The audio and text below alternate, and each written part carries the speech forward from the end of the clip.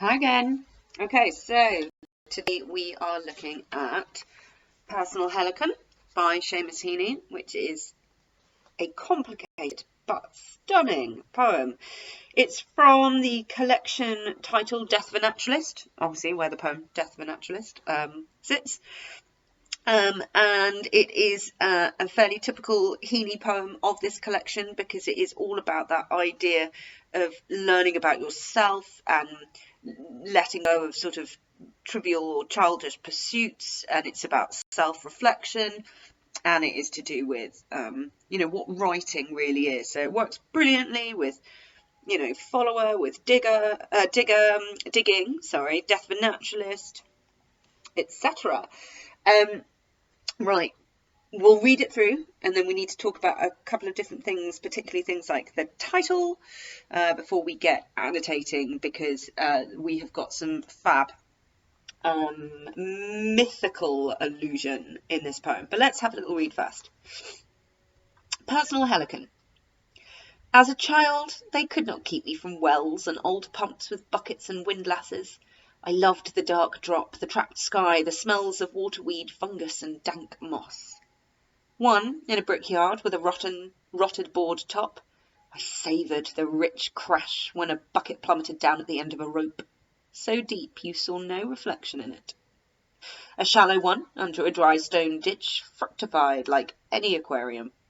When you dragged out long roots from the soft mulch, a white face hovered over the bottom. Others had echoes, gave back your own call with a clean new music in it. And one was scarcesome, for there, out of ferns and tall foxgloves, a rat slapped across my reflection. Now, to pry into roots, to finger slime, to stare, big-eyed Narcissus, into some spring is beneath all adult dignity. I rhyme to see myself, to set the darkness echoing. Okie cokes. Brilliant poem. But we need to kind of get started. First of all, I don't have it on this page, but you might notice in your editions that there's a dedication to Michael Longley. Michael Longley was a contemporary poet of Heaney's, contemporary meaning of Heaney's time. And that makes sense to dedicate it to another poet, because this is very much about how, how writing can be used as a way of introspective reflection. Okay, so let's talk about Helicon.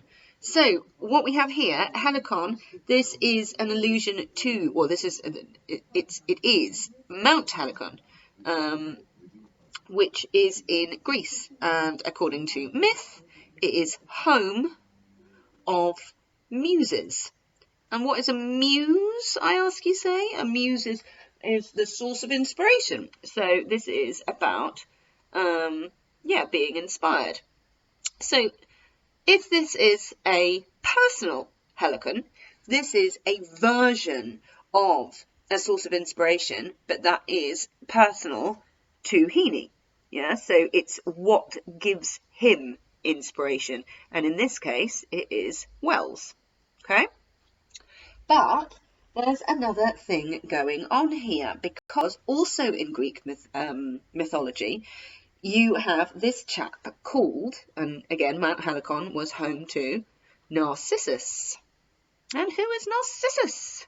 I hear you cry. Narcissus is the one that stared at his reflection in a pool of water and was so completely and utterly taken back by his beauty, not realising it was him, he ended up starving to death because he just didn't stop looking at himself. So this is also about reflection, and we've got this sort of quite dark, potentially kind of, so almost like a sinister warning, about staring at yourself for too long. Staring at yourself, I mean kind of metaphorically, I don't mean like literally like Narcissus dying of starvation, but kind of being too self-reflective, too introspective. So the title, there is a lot going on. We've got the allusion that is so important, and it has got these links to these key themes about what writing is, how it's an inspiration. So this is an incredibly symbolic poem. Okie cokes. So let's just start off. A little bit of context for you, just so you know, he did get raised on a farm. So Heaney, yeah, raised on a farm. So this idea about always being around wells makes sense. Raised on a farm. Okay, as a child, so no, straight away, we've got a retrospective tone. Yeah, he's looking back with adult eyes at his childhood. I like this. As a child, they, the unnamed, collective, third person pronoun. I'm just going to write third P pronoun. You know what I mean. Okay. But so we've got this kind of them versus us situation here, haven't we? They could not keep me from Wells. You imagine almost like it's the adults. It's the adult world keeping him, trying to keep him from Wells and failing. They could not keep me from wells and old pumps with buckets and windlasses. This is the drum that you tie the rope round. Okay, just so you know. Okay, so there's something quite like straightforward here. Yeah, old pumps, buckets, windlasses. It's not particularly special. So it's not special, but it is to him. Except for him, except to him.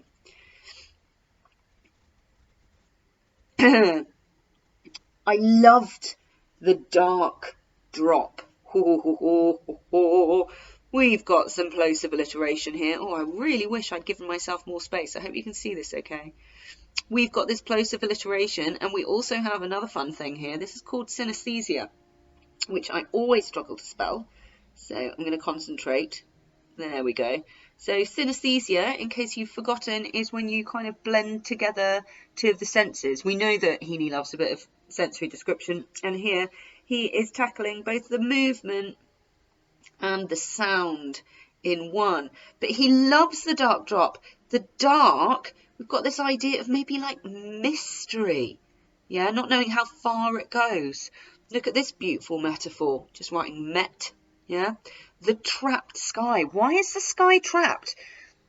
Skies should be limitless, but it's trapped because it's in the reflection. So it only goes so far. I love the dark drop, the trapped sky, the smells of waterweed, fungus, and dark moss. Note that we've got a bit of, oh gosh, where am I going to write this? We've got a little bit of syndetic listing, and I'm lying to you, it's a syndetic listing because largely there aren't. And I love the dark drop, the trapped sky, the smells of, and then we've got a nice little triad here of kind of words to do with nature. So you've got waterweed, fungus, and dank moss. So you've got this kind of, it's sort of like musty is the smell here, waterweed, fungus, and dark moss. Now it's all quite sibilant here, isn't it? You've got the smells, the sky. So we've got sibilants, and I don't know about you, but I think this sibilance, because again, remember, we always need to say why alliteration is being used, but I think it creates this idea of something being mesmerizing. Yes, this mesmerizing tone. It's what's keeping him there.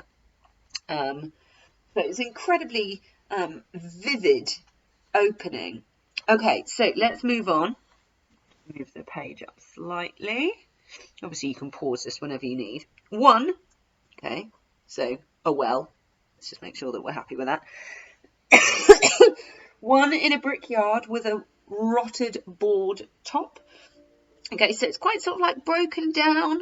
There's nothing glossy about the setting here, but despite it being kind of broken down and dilapidated, Heaney savoured the rich crash. So there's a real kind of sense of pleasure and enjoyment, but almost like lengthy enjoyment, savouring the moment, like you savour the taste of chocolate.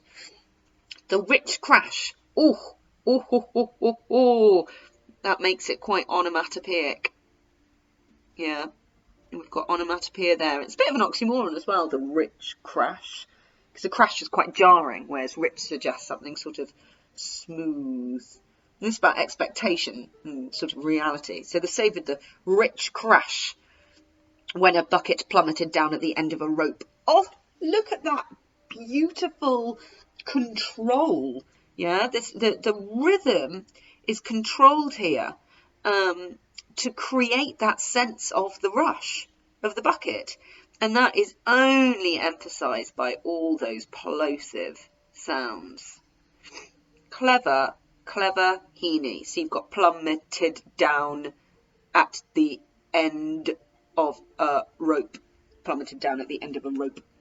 I think as well the monosyllabic words there also help with that pace. So monosyllabic, you know, so you get a kind of creates pace. And then you've got this fragmented sentence. I love this fragmented sentence. So deep, you saw no reflection in it. Okay, so this kind of like, again, this sort of sense of mystery. You can't see yourself. You know, this idea of who you are. Okay, now we move on to another one. A shallow one. Okay, so it's another example. So he's basically taking us through all of the kinds of wells that he's used and liked. Okay, but this one is shallow, so not easy to see your, not so deep that it's that you can't see yourself. A shallow one under a dry stone ditch. Again, also nothing glossy. It's sort of straightforward. Sorry, Sue, excuse me. Straightforward tone. Fructified, like any aquarium. Lovely little simile here. Okay, but this is about sort of vegetation and growth. So hang on a minute. Now we've got, even if it is shallow, it's a source of life. So we're getting even more symbolic. Okay. When you dragged out long roots from the soft mulch. Okay, so if we're thinking about metaphor here or symbolism, long roots has got to be something else, hasn't it? Yeah, so think about, like, this is about the past. Yeah, and this is effort, dragging out the long roots, trying to kind of find out more about your past, about your history. And then once you've done that, you get a white face hovering over the bottom. So this is your reflection. So here we have this symbol working. It's about seeing himself. I'm hoping that you're starting to make some connections to the mythological allusions as well. There's something quite ghostly in this, though, as well. So the adjective kind of, makes it sort of feel ghostly. Perhaps it's a version of yourself. Perhaps there's something to fear in finding your white face hovering over the bottom. It's quite possible. Sorry, excuse me. Okay, we're doing well. Now, others had echoes. So these are more wells. Even more wells. This is a man who likes a well. Others had echoes. Gave back your own call with a clean new music in it. Oh, this is a nice metaphor. Again, we've got our sensory language. Yeah, but again, if we unpick this metaphor, if the echo gives you back a clean new music, this could be like a new take on life or who you are. Like these adjectives, clean and new suggests a kind of freshness. Some, however, or just one, sorry, so this is a specific well, and one was scarcum. Love this. This is a neologism. What is a neologism, you ask? It's when you make up a word. So this is, again, it's that kind of reminder of this is a childhood memory, and as a kid, you know, he would make up a word. So it's kind of like scary or fearsome, but smushed together. So scarcum. For there, out of ferns and tall foxgloves, a rat flapped across my reflection. Oh, that verb suggests pain, maybe punishment. Like he's getting told off for looking too far, looking too close. again, the fact that it's slapped across a reflection, it's that metaphor. It's sort of shocking. So perhaps if we keep thinking about this extended metaphor, this is about maybe finding something out that maybe you don't want to find out, if you see what I mean. So finding out something difficult ideas. Now, he says, now to pry into roots. So we're kind of like as an adult. Yeah, so this adverb now, adverb of time, when does it happen? It happens now. So the adverb kind of roots us in the present. Why the verb pry? To pry. It's quite intrusive, isn't it, this verb? Certainly looking deeply, trying to find out more. So to pry into roots, okay, so again we've had roots here, we've got roots here, so it's that extension, meaning your history, metaphor for history. Finger slime used here as again a verb. This is I think again this comes back to the rat slapping across the reflection. It's finding out the things that are unpleasant. To finger slime, to stare. Ha ha ha, big-eyed Narcissus. Okay, so here we have got the allusion to the mythology. To stare, big-eyed Narcissus. Now this is, but it's a kind of it's the other way round, because Narcissus fell in love with his reflection.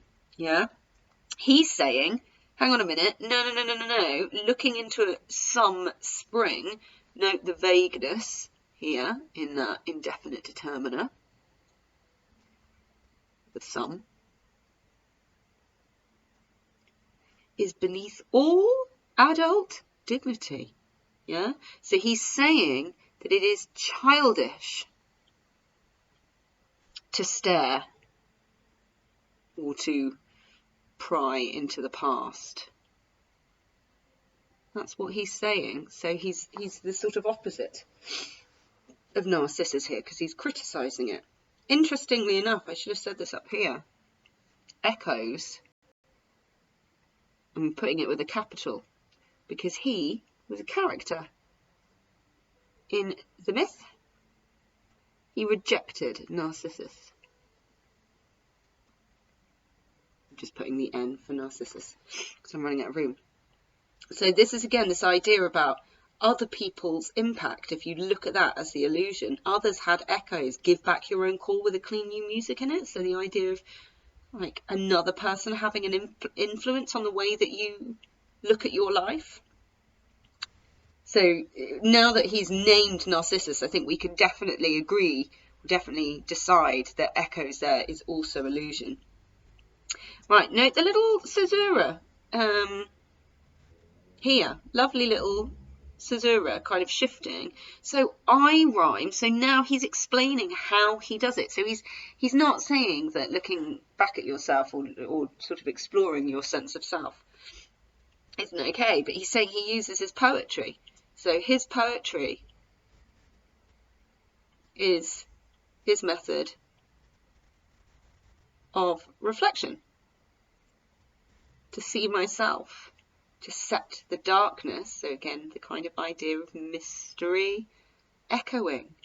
So you've got this repeating patterns. So after criticising it here, he's saying, actually, no, this is what I do. This is what I do. I write poetry.